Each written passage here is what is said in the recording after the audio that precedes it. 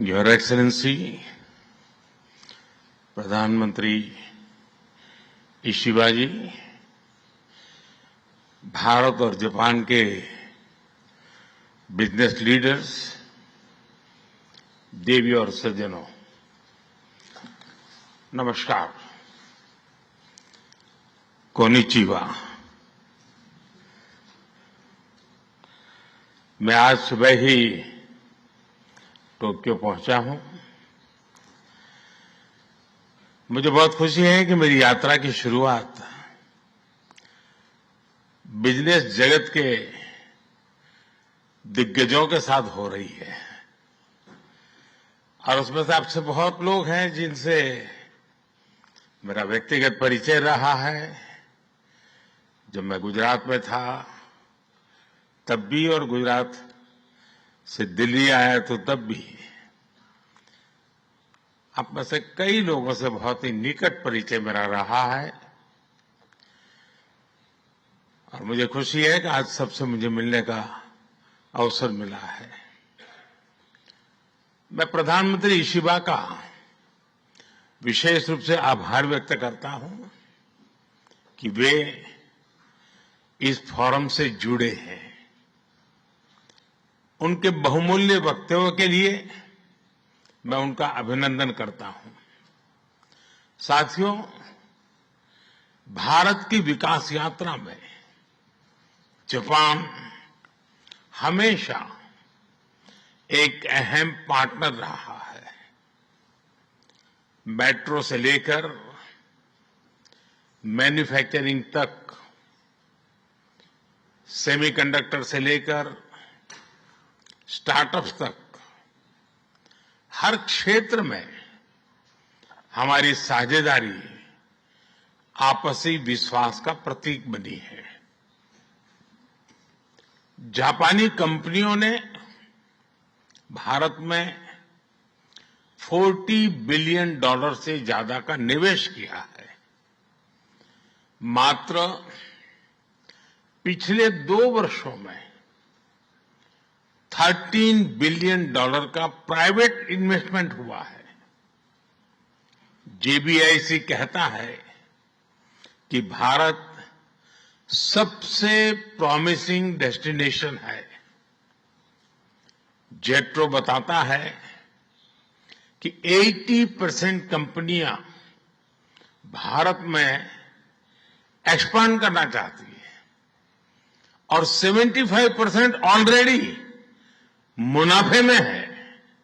यानी in India capital does not just grow, it multiplies. साथियों, पिछले 11 वर्षों में भारत के अभूतपूर्व ट्रांसफॉर्मेशन से आप सब भली भांति परिचित है। आज भारत में पॉलिटिकल स्टेबिलिटी है, इकोनॉमिक स्टेबिलिटी है, पॉलिसी में पारदर्शिता है, प्रेडिक्टेबिलिटी है। आज भारत विश्व की सबसे तेज ग्रो करने वाली मेजर इकोनॉमी है और बहुत जल्द विश्व की तीसरी सबसे बड़ी इकोनॉमी बनने जा रहा है। वैश्विक ग्रोथ में भारत 18% योगदान दे रहा है। भारत की कैपिटल मार्केट्स में अच्छे रिटर्न्स मिल रहे हैं। एक मजबूत बैंकिंग सेक्टर भी है। लो इन्फ्लेशन और लो इंटरेस्ट रेट्स, करीब $700 बिलियन के फॉरेक्स रिजर्व है। साथियों, इस बदलाव के पीछे हमारी रिफॉर्म, परफॉर्म और ट्रांसफॉर्म की अप्रोच है। 2017 में हमने वन नेशन वन टैक्स की शुरुआत की थी। अब इसमें नए और बड़े रिफॉर्म लाने पर काम चल रहा है। कुछ हफ्ते पहले हमारी संसद ने नए और सिंप्लीफाइड इनकम टैक्स कोड को भी मंजूरी दी है। हमारे रिफॉर्म्स केवल टैक्स प्रणाली तक सीमित नहीं है। हमने ईज ऑफ डूइंग बिजनेस पर बल दिया है।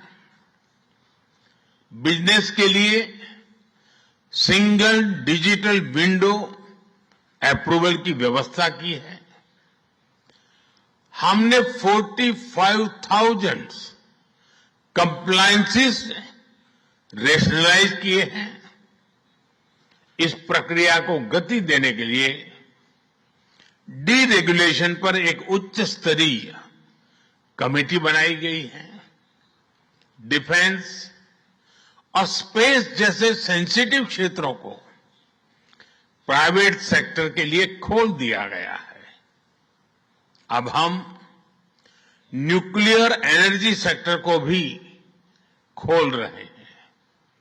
साथियों, इन रिफॉर्म्स के पीछे हमारा विकसित भारत बनाने का संकल्प है, हमारा कमिटमेंट है, कन्विक्शन है और स्ट्रेटेजी है। और विश्व ने इसे रिकॉग्नाइज ही नहीं, एप्रिशिएट भी किया है। S&P ग्लोबल ने 2 दशक बाद भारत के क्रेडिट रेटिंग अपग्रेड किए हैं। The world is not just watching India, it is counting on India.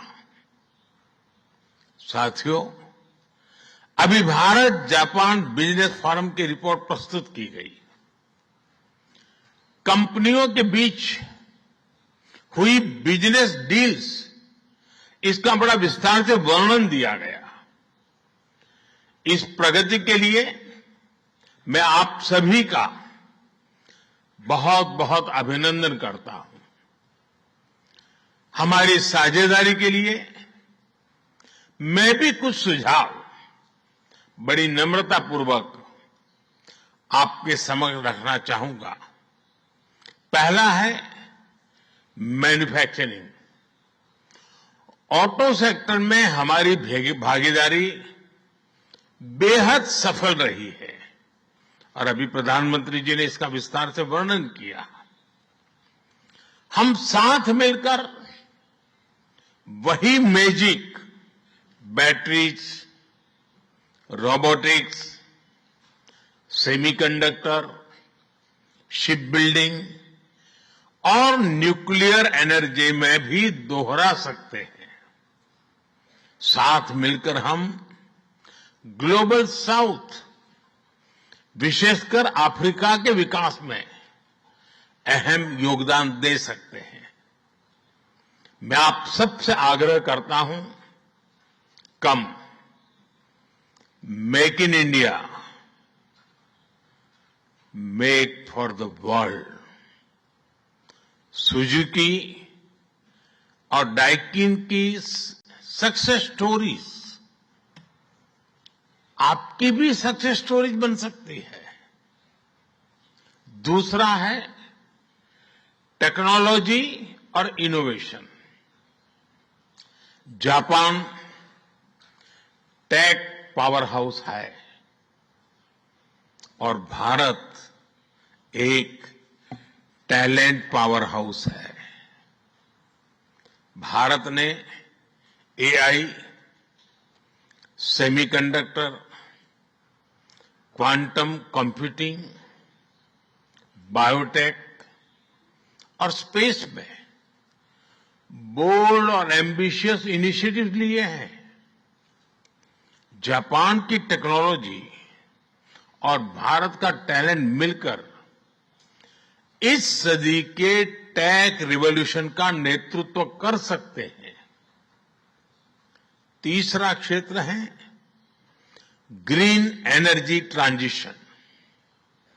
Bharat तेजी से 2030 तक 500 गीगावाट रिन्यूएबल एनर्जी के लक्ष्य की ओर अग्रसर है। हमने 2047 तक 100 गीगावाट न्यूक्लियर पावर का भी लक्ष्य रखा है। सोलर सेल्स हो या फिर ग्रीन हाइड्रोजन, साझेदारी की अपार संभावनाएं हैं। भारत और जापान के बीच जॉइंट क्रेडिट मैकेनिज्म पर समझौता हुआ है। इसका लाभ उठाकर क्लीन और ग्रीन फ्यूचर के निर्माण में सहयोग किया जा सकता है। चौथा है नेक्स्ट जेन इंफ्रास्ट्रक्चर। पिछले एक दशक में भारत ने नेक्स्ट जनरेशन मोबिलिटी और लॉजिस्टिक इंफ्रास्ट्रक्चर में अभूतपूर्व प्रगति की है। हमारे पोर्ट्स की क्षमता दोगुनी हो गई है। 160 से ऊपर एयरपोर्ट्स हैं। 1000 किलोमीटर लंबी मेट्रो लाइन बनी है। जापान के सहयोग से मुंबई और अहमदाबाद हाई स्पीड रेल पर काम चल रहा है। लेकिन हमारी यात्रा यहीं नहीं रुकती। Japan's excellence and India scale can create a perfect partnership। पांचवा है स्किल डेवलपमेंट और people to people ties. Bharat का स्किल्ड युवा टैलेंट वैश्विक जरूरतें पूरी करने की क्षमता रखता है। इसका लाभ जापान भी उठा सकता है। आप भारतीय टैलेंट को जापानी भाषा और सॉफ्ट स्किल्स में ट्रेनिंग दें और मिलकर एक जापान रेडी वर्कफोर्स तैयार करिए। A shared workforce will lead to shared prosperity। साथियों, अंत में मैं यही कहना चाहूंगा, India and Japan's partnership is strategic and smart, powered by economic logic. We have turned shared interest into shared prosperity. India is the springboard for Japanese businesses to the global south. Together, we will shape the ASEAN century, Asian century for stability, growth and prosperity। इन्हीं शब्दों के साथ मैं प्रधानमंत्री Ishiba जी और आप सभी का आभार प्रकट करता हूं। अरिगातो गोजाइमास। बहुत बहुत धन्यवाद।